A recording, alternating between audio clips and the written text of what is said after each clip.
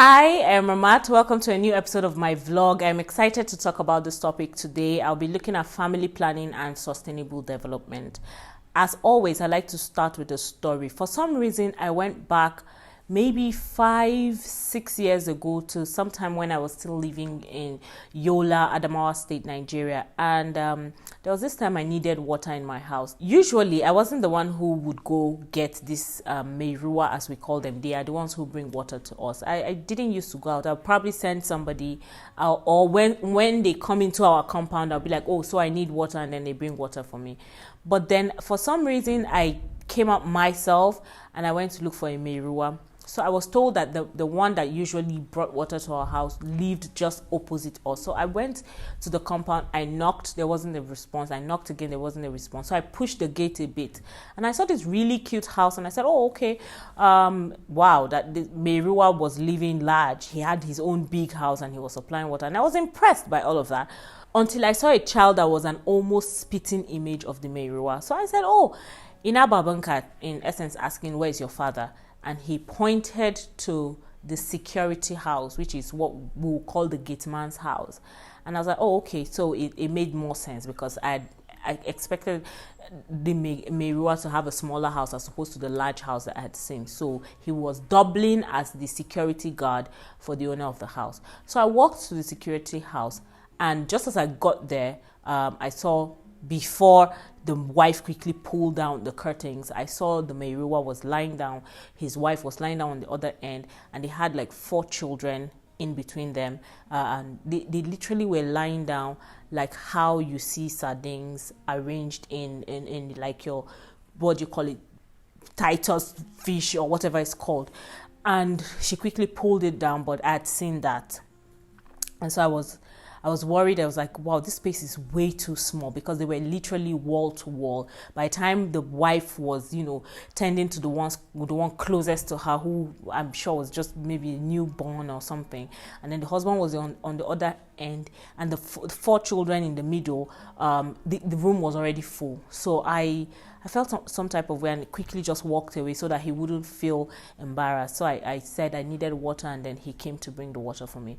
So as I walked back to my house, I wondered, like, okay, this was one man who had 4 children. And if I counted that first child that I saw that was a spitting image of him, it meant he had 5 children in a house that was so small.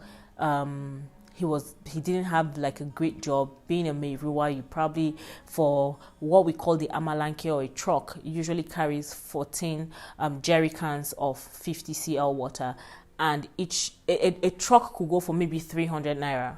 And so he had to maybe sell out at least 10 trucks in a day to be able to even, be above ground. And I don't think anyone was paying security guards more than 20,000 naira at that time. So I just imagined how he was living, and I wondered if his children even went to school or anything. And I thought about it in that time. I wrote about it. In fact, I wrote about it almost immediately. And then now, 5 years down the line, I sat down and I just randomly remembered this Meirua again. So I think the reason why I started thinking of that Meirua again was because of the problems that we have had in northern Nigeria, where we see a lot of people who do not have jobs, who have a lot of children. And then there are so many factors that promote this kind of lifestyle. We have people who do not have work, who are poorly educated, who are barely living themselves, who are experiencing extreme poverty. So factors that contribute, that help people live like this kind of life are include, but are not limited to, religion and culture. So for religion, we've had Bible verses that said, you should fill up the earth. We have Quranic verses that has similar things, that people should do, multiply themselves. And I mentioned these 2 religions because these are the 2 main religions that we have in Nigeria. And, in most parts of Africa, we have people who just believe in these 2 religions. And so religion is a proponent of large families, of filling the earth, of things like that. And then people just believe that it's their duty to their God to have this number of children. Another thing is culture. I could understand it in the past when, people had to have a large family to take care of their large farms.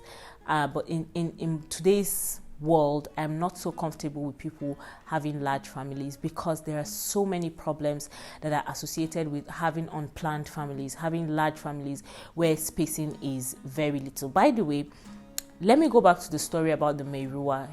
The children were probably, in all honesty, none of them looked like they had more than a year between them in their age difference. So for me, it was worrisome, because not only was the wife giving birth to many children, she was giving birth successively, and which meant that her health would have been bad, and things. There's just so many things that are wrong. So why is this such a problem? So many reasons. First, like I've mentioned, that this Meirua was living in what I would describe as extreme poverty, because he was living basically in a really tiny apartment, and then he had 5 children that he needed to take care of. They could barely even sleep together in the same space. So there is poverty. I'm sure that they would have gone many times without food. The well-being of the wife, which I started talking about, is, giving birth in quick succession is one of the major reasons why we have high maternal mortality in Nigeria. And in fact, Nigeria has one of the highest in the world of maternal mortality. And not just that, we have child mortality, we have under 5 mortality, we have neonatal mortality. So Nigeria has all of these high factors, and it's not completely unconnected to women giving birth in quick succession. There is the fact that these children may not get good education or quality education. The goal is quality education, but these kids may not even get good education. That's even if they get an education. Most times they don't get any formal education at all. The only education they get is maybe in the Quranic schools, or maybe in an apprenticeship. So you see these things in northern, and it's not just something that affects northern Nigeria. It affects people who live in southern Nigeria, in other parts of Africa. We see people who just give birth. And in the past, I used to say it in a snide tone and say, oh, why are they giving birth, this, and that. But having worked in family planning for a while now, I've understood that there are so many factors that prevent people from this. The chief of which is that they just do not know that they have options to plan their families. They think that maybe family planning is against their religion, and because religion is very important to them, religion and culture is very important. So the best ways to handle it is to try and find ways to bring people together to an understanding of what they need to do. Still talking about the effects of unplanned families, we have the possibilities of the children, especially the female children, getting abused. We've seen it over and again, where young girls are sent to maybe buy something, or even sent to work, which is another problem, child labor. And then next thing you know, they're raped, they're abused. And I was told of a story of a 7-year-old girl who was raped by 3 men when her parents sent her out to hawk. So you see there's child labor, and then there's child abuse, and all of this are tied again to the poverty of it all. And then I have heard that we do not infantilize people and expect and think that people cannot make right choices. But then the next effect of not planning families is predisposition to crime. So this is not infantilizing anyone. This is saying that if someone is hungry, if someone is deeply hungry and they have nowhere to live, the dignity that comes with being a person is usually eroded. And so it is not hard for them to go and pick up something that is stealing, or to try and, join a gang, because the dignity that comes from having the basic human necessities is just not there. So this is not about infantilizing people. This is about saying, look, if someone is hungry, they can steal. If someone is hungry, they can kill. And it's not a, how do I describe it? It's not an indictment on them. It's just saying this is a possibility with that. So how can this be solved? I'm excited and really glad that I work on projects that are about family planning. It has really changed my mindset about so many things. And for me, it's knowing that the first thing that you need to do is to address religion and religious leaders, traditional leaders, and to explain that family planning is not saying you don't have as many children as you want.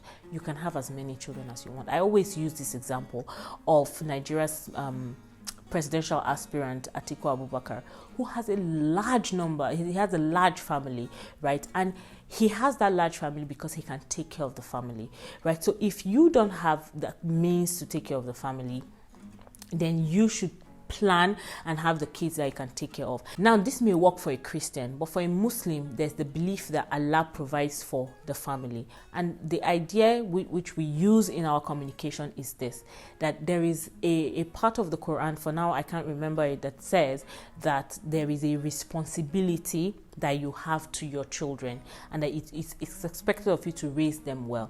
Now, if you give birth to children and you cannot raise them well, it means you're failed in your responsibility of raising them well, which is what we try to tell people. Have as many children as you want. That is your choice, right? But space them for maybe at least 2 years, because that's the World Health Organization recommendation, that you space for at least 2 years. This helps the mother to recover. It helps her take care of the child. It helps her even take care of her family, the larger family, helps her with her husband, and then it helps the child grow, because once the mother, for example, is breastfeeding and she's pregnant again, it's a problem because she's not getting so much. There's so much that is being taken out of her. You know, the baby on her breast is taking a lot, and the baby in her womb is taking a lot. So if the child is spaced for at least 2 years, you can, take your meals. The mother can take care of the child, make sure that the child is okay, and they can grow. And then our under 5 mortality rate can also drop. So, and for the father, it's that, you can pay school fees if that's what you're doing with your wife and whatnot. And then there is less pressure on the mental health generally of men and women who have these families, because if you have a large family, you're constantly worrying about each of your children. Yes, there are people who just say, okay, I have this child, go to your village. I have this child, go to this uncle here. I have this child, I can't be bothered. But if you do care about your children, you're constantly worrying about them, and paying school fees for a large number of children becomes problematic. Feeding them and all of that takes a toll. Now, I'm not even married. I don't even have no babies, but it's like bills are everywhere, man.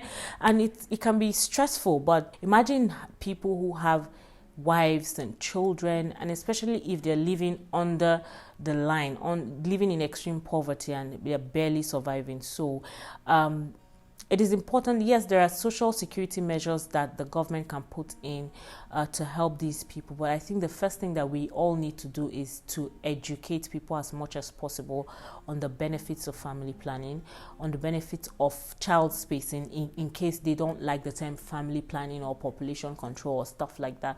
But there are ways we can talk to people and make them understand that it's not about the number of children you have.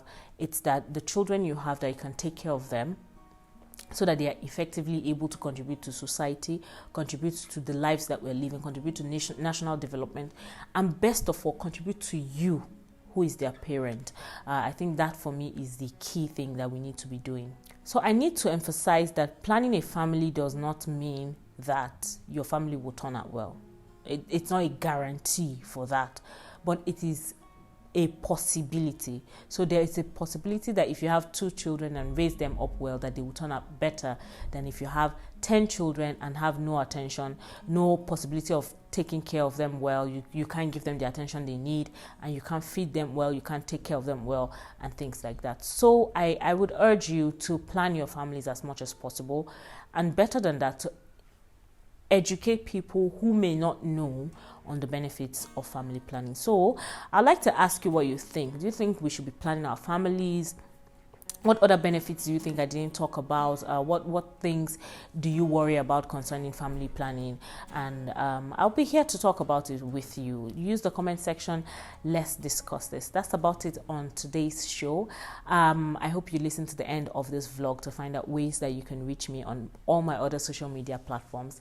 And please tune in every Wednesday at 3:05 p.m. for a fresh new episode. Thank you for joining me. It's hugs and kisses from Ramat. Bye, yeah.